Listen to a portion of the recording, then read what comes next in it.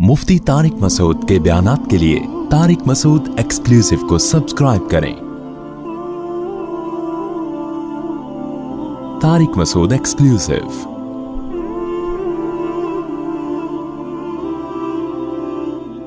हदीस में आता है, रसूलुल्लाह सल्लल्लाहु अलैहि वसल्लम ने फरमाया, जिस शख्स को जहन्नम में सबसे आखिर में निकाला जाएगा और उसको सबसे कम दर्जे की जन्नत मिलेगी, तो अहले ईमान जो है ना, ये हमारा अकीदा है, कुरान और सुन्नत ने बयान किया है कि जो ईमान वाले लोग हैं सजा खाने के बाद बिल आखिर वो जहन्नम से निकलेंगे। ईमान बहुत बड़ी नेमत है, खूब समझ लो। इंसान अमल में कितना ही खराब क्यों ना हो, लेकिन जब तक वो मोमिन है, एक अल्लाह का कायल, पैगंबर सल्लल्लाहु अलैहि वसल्लम की खत्म नबूवत का कायल, इस्लाम को बरहक समझता है और कलमे को मानता है, तो कैसा ही बुरा अमल करे, सजा खाने के बाद बिल आखिर जहन्नम से निकलेगा। इस पे अल्लाह रसूल ने बहुत वाज़ेह तौर पे बता दिया है क्यों निकलेगा। ये भी हदीस में आता है। हदीस में आता है कि जब गुनाहगार मुसलमान जिन्होंने जिना किया, नमाजें छोड़ी, शराबें पी, जब जहन्नम में जलेंगे ना तवील अरसे तक, तो काफिर उनसे कहेगा कि तुम्हारे ईमान ने, तुम्हारे मुसलमान होने ने तुम्हें कोई फायदा नहीं पहुंचाया, तुम तो हमारी तरह ही हो, हम भी जल रहे हैं, तुम भी जल रहे हो, तो हम तो गैर मुस्लिम थे, तुम मुस्लिम हो, तो तुम्हारे मुस्लिम होने का शनाख्ती कार्ड में बस तुमने मुसलमान लिखवा लिया था, तो फायदा क्या हुआ? तुम भी वही, हम भी वही, तो तुम खुदा को मानते थे, इससे तुम्हें मिला क्या? नबी सल्लल्लाहु अलैहि वसल्लम ने फरमाया, जब काफिर मुसलमान को ये ताना देगा, अल्लाह को गैरत आएगी, गजब आएगा, और अल्लाह कहेगा ये कैसे हो सकता है कि जो मुझे मानते थे, जो मेरे हबीब सल्लल्लाहु अलैहि वसल्लम पर और पैगंबरों पर ईमान रखते थे, जो मूसा को अल्लाह का नबी मानते, ईसा को अल्लाह का नबी मानते, इब्राहिम को अल्लाह का खलील मानते, आदम को अल्लाह का नबी मानते, मोहम्मद सल्लल्लाहु अलैहि वसल्लम को अल्लाह का नबी मानते, कुरान को मेरा कलाम मानते, जो मानते थे नमाज पढ़नी चाहिए, पढ़ते नहीं थे, जो मानते थे शराब नहीं पीनी चाहिए, पी रहे थे, लेकिन मानते थे पीनी नहीं चाहिए, उसको अच्छा नहीं करार देते थे। ईमान किसे कहते हैं? बुराई को बुराई समझो आप। जो मानते थे भाई नशा नहीं करना चाहिए, करते थे, गुनाहगार समझते थे अपने आप को, जो बदनजरी करते थे, लेकिन वो मानते थे कि ये अच्छा काम नहीं है। काफिर किसे कहते हैं पता है? बुराई करता है और कहते हैं इसमें हरज क्या है, इसको काफिर कहते हैं। शराब पीता है, बोलता है भाई मैं पीता हूं, तेरे को क्या तकलीफ है? पीता हूं तो क्या है, इसमें क्या खराबी है? ये तो मौलवियों ने बोला हुआ है कि नहीं पियो नहीं पियो। इसे क्या कहते हैं? ये मुसलमान है, काफिर है? बोल लो ना यार, क्या हो गया यार?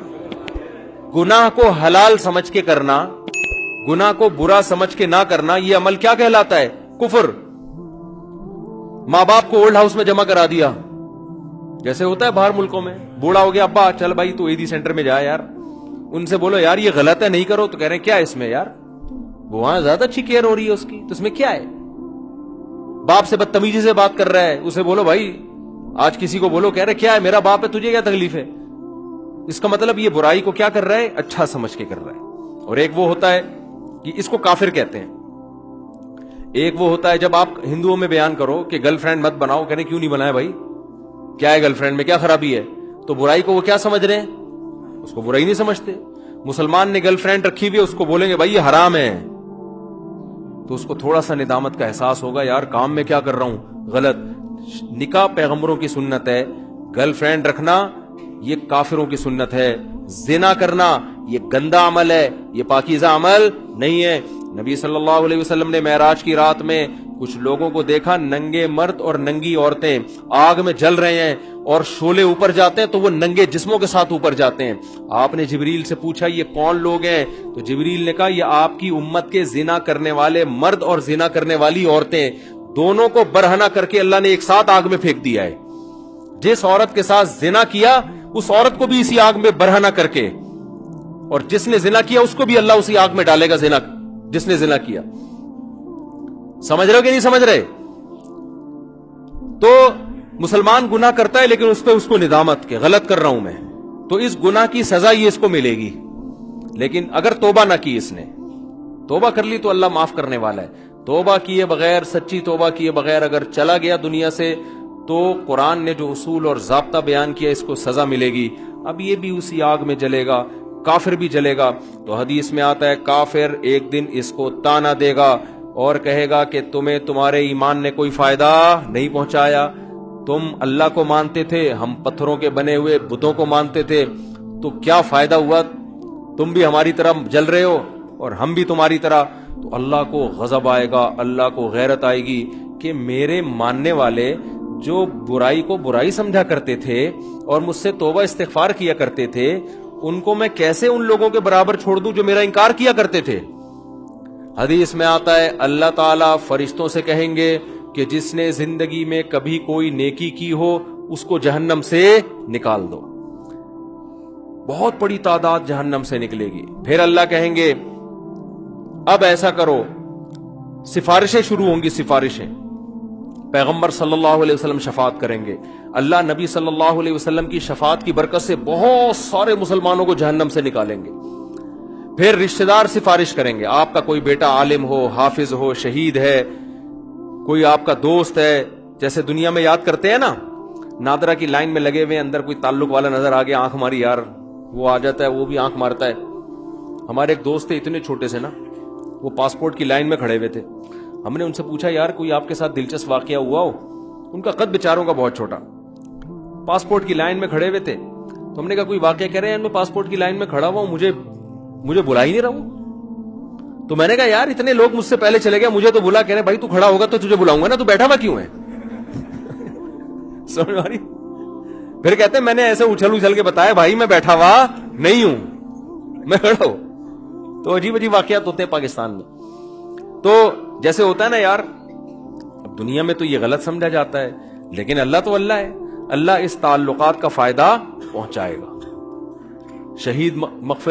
شہید سفارش کرے گا، علماء شفاعت کریں گے، آپ کی اولاد میں کوئی حافظ ہے وہ شفاعت کرے گا، تو اللہ ان کی شفاعت کی برکت سے اور بہت سارے مسلمانوں کو جہنم سے نکالیں گے۔ سمجھتے ہو گے نہیں سمجھتے؟ پھر اللہ تعالیٰ فرشتوں سے پوچھے گا اب بتاؤ کتنے لوگ ہیں؟ فرشتے کہیں گے اللہ ابھی بھی بہت سارے لوگ ہیں۔ اللہ فرشتوں سے کہے گا اب کوئی کسی کی سفارش کرنے والا ہے؟ فرشتے کہیں گے اللہ اب کوئی سفارش کرنے والا نہیں ہے، سب کے جتنے ریلیٹو تھے سب نے نکال لی، اب یہ وہ لوگ پڑے ہوئے جن کا کوئی ریلیٹو بھی انسان کا بچہ، اپنے الفاظ میں کہہ رہا ہوں میں، کوئی حافظ عالم کوئی بزرگ کوئی ہے ہی نہیں، سارے وہی جو برے ماحول میں سب دائیں بائیں برے لوگ ہی تھے۔ تو اللہ جواب میں کیا کہیں گے؟ هل يبقى الا الرحمن، کہ رحمان تو باقی ہے نا۔ جب پیغمبر کو اپنی امت پہ ترس آ سکتا ہے، دوستوں کو دوستوں پہ ترس آ سکتا ہے، اولاد کو ماں باپ پہ، ماں باپ کو اولاد پہ، شوہر کو بیوی پہ، بیوی کو شوہر پہ ترس آ سکتا ہے، اور مجھ سے سفارش کر کے نکلوا رہے ہیں، تو میرا بھی تو اپنی بندوں سے خالق اور مخلوق کا تعلق ہے، تو میں بھی تو نکالوں گا نا۔ تو اب کوئی سفارش کرنے والا نہیں ہے، تو من کان فی قلبہ مثقال حبۃ من خردل من ایمان، جس کے دل میں رائی کے دانے کے برابر بھی ایمان ہے، اللہ فرشتوں سے کہیں گے اس کو بھی نکال کے لے آؤ، اس کو بھی نکال کے۔ ایمان کا مطلب پہلے سمجھ گئے؟ جو گناہ کرتا ہے اور فخر کرتا ہے وہ ایمان والا نہیں ہے، وہ ایمان والا نہیں ہے اللہ کی نظر میں، وہ تو کافر ہے۔ تو حدیث میں آتا ہے، بہت اہم حدیث ہے، خوب غور سے سنیں، اللہ ایک ایک وہ جو ہے نا فرشتہ پھر نکالنا شروع کرے گا، یہاں تک کہ جو سب سے آخر میں جہنم سے نکلے گا وہ سب سے بدبخت ترین انسان ہوگا کہ نہیں ہوگا؟ سب سے زیادہ اس کے اعمال کالے تھے، صرف ایک ایمان کی دولت لے کر گیا وہ۔ تو نبی صلی اللہ علیہ وسلم نے فرمایا کہ جب اللہ تعالیٰ اس کو نکالیں گے، اس حدیث کے راوی ہے عبداللہ ابن مسعود رضی اللہ تعالیٰ عنہ، حضرت عبداللہ بن مسعود کا حلقہ کوفہ میں لگا ہوا ہے، شاگرد بیٹھے ہوئے ہیں، حضرت عبداللہ بن مسعود ان کو یہ حدیث سنا رہے ہیں کہ اللہ تعالیٰ جب اس کو آخری فرد کو نکالیں گے نا، سب سے لاسٹ میں نکلے گا وہ، پتہ نہیں کیا ہوگا وہ، آپ خود سوچ لو، سب سے آخر میں نکلے گا وہ، تو وہ کہے گا کہ میرا رخ اس جہنم سے پھیر دیا جائے، اس سے نفرت ہوگی آگ سے، اللہ اس کا رخ پھیریں گے، پھر اللہ اس سے کہیں گے بتا تو کیا چاہتا ہے، بتا تو کیا چاہتا ہے۔ حدیث میں آتا ہے کہ جس طرف رخ کرے گا نا اس طرف جنت ہوگی، تو وہ اللہ سے کہے گا کہ اے اللہ، یہ جو اتنی خوشنما جنت جس کے بارے میں قرآن کہتا ہے ما لا عین رأت ولا اذن سمعت ولا خطر علی قلب بشر، ایسی نعمتیں میں نے اپنے بندوں کے لیے تیار کر کے رکھی ہیں جو نہ کسی آنکھ نے دیکھی، نہ ان کی حقیقت کسی کان نے سنی، نہ ان کا تصور کبھی کسی دل میں گزرا ہے۔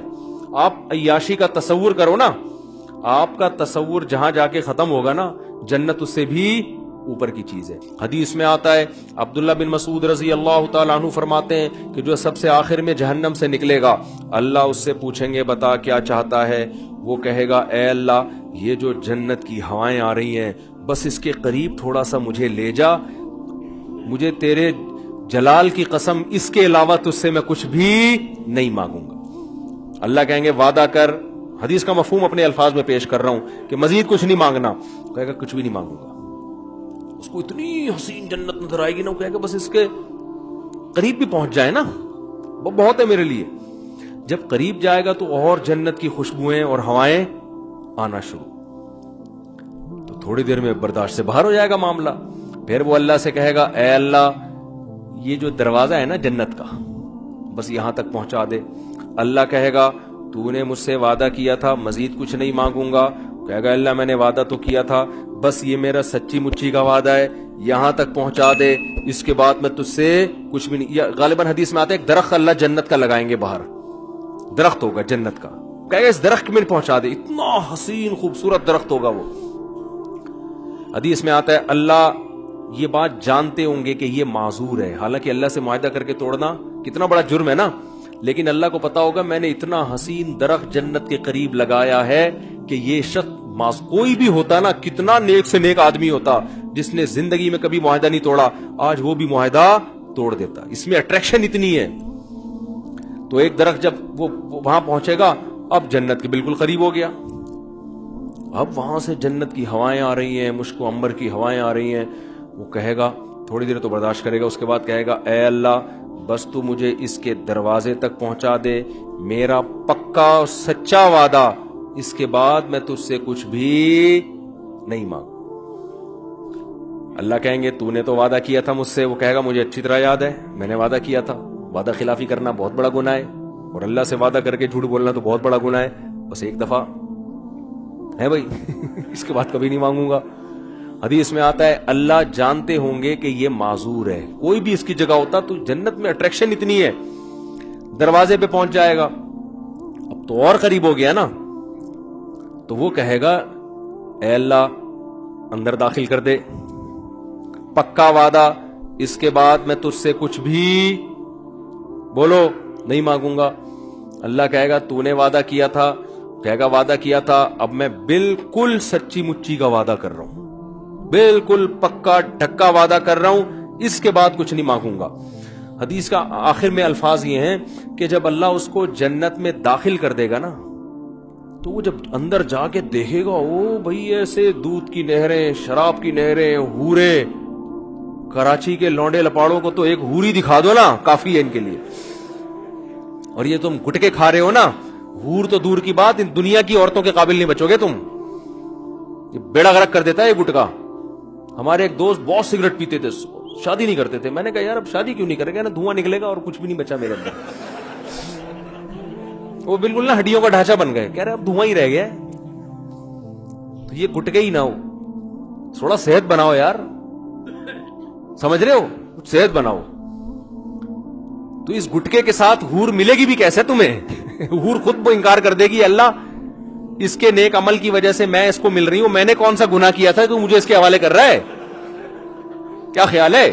تو پہلے گٹکے والوں کو تیزاب سے کلیاں کروائی جائیں گی، اور تیزاب جنت میں نہیں ہوگا، تیزاب کے لیے جہنم میں نہ جانا پڑے کہیں خدا نخواستہ۔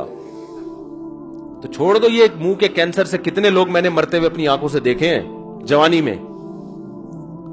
تو خیر، تو حدیث میں آتا ہے جب وہ جنت کے اندر جائے گا نا، اتنی حسین جنت، اتنی خوبصورت جنت کہ وہ اللہ سے کہے گا کہ اے اللہ تو اللہ ہو کے میرے ساتھ مذاق کر رہا ہے، یعنی اس کو تصور ہی نہیں ہوگا نا کہ اللہ مجھے اتنی خوبصورت جنت میں داخل کر سکتا ہے، یہ تو ممکن ہی نہیں ہے کہ یار اتنے میں کہاں اور یہ اتنی خوبصورت جنت عیش و عشرت والی کہاں۔ عبداللہ بن مسعود رضی اللہ تعالی عنہ، انہوں نے جب یہ حدیث سنائی تو یہ حدیث سنا کے مسکرانے لگے. صحابہ کیسے نبی سے محبت کرتے تھے یار. یعنی نبی صلی اللہ علیہ وسلم نے حدیثیں سناتے وقت جو انداز تھا نا، صحابہ کوشش کرتے تھے پیغمبر کا قول سناتے ہوئے ہمارا انداز بھی وہی ہو جائے. عبداللہ بن مسعود یہ حدیث سنا کر مسکرائے اور اپنے شاگردوں سے پوچھا، پوچھتے نہیں ہو کہ میں مسکرا کیوں رہا ہوں؟ شاگردوں نے کہا بتائیے آپ کیوں مسکرا رہے ہیں؟ انہوں نے کہا کہ نبی صلی اللہ علیہ وسلم نے جب یہ بات ہمیں سنائی نا کہ وہ شخص اللہ سے کہے گا اے اللہ تو اللہ ہو کے مجھ سے مذاق کر رہا ہے بھائی. تو جب یہ بات نبی نے سنائی تھی تو نبی بھی مسکرائے تھے، اور مسکرانے کے بعد نبی نے ہم سے پوچھا تھا کہ پوچھتے نہیں ہو میں مسکراتا کیوں؟ ہم نے پوچھا تھا کہ یا رسول اللہ آپ بتائیے کہ آپ کیوں مسکرا رہے ہیں؟ تو نبی صلی اللہ علیہ وسلم نے فرمایا کہ جب بندہ اللہ سے یہ کہے گا نا اللہ تو اللہ ہو کے میرے سے مذاق کر رہا ہے، تو اللہ بھی بندے کی یہ بات سن کے مسکرائے گا. سمجھ رہے ہو؟ اللہ اس پہ گستاخی کا فتویٰ نہیں لگائے گا. گستاخ اللہ کو پتا ہے اس کی اندر کی حالت کیا ہے، اندر کی حالت کیا ہے. پھر اللہ اس سے کہیں گے یہ ایک ہے، اس جیسی 10 گنا بڑی جنت میں نے تجھے دی ہے. تو بھائی وہ اللہ ہے، وہ انسان نہیں ہے. اس کے خزانے بھی بہت اور اس کے دونوں ہاتھ بھی کھلے ہوئے ہیں. تو اللہ کہتا ہے قل اُنَبِّئُكُم بِخَيْرٍ مِّن ذَلِكُم، جن دنیا کی نعمتوں کے پیچھے تم بھاگ رہے ہو نا، اس سے بڑی نعمتیں ہم تمہیں بتاتے ہیں. وہ کیا ہے؟ وہ جنت میں ہے.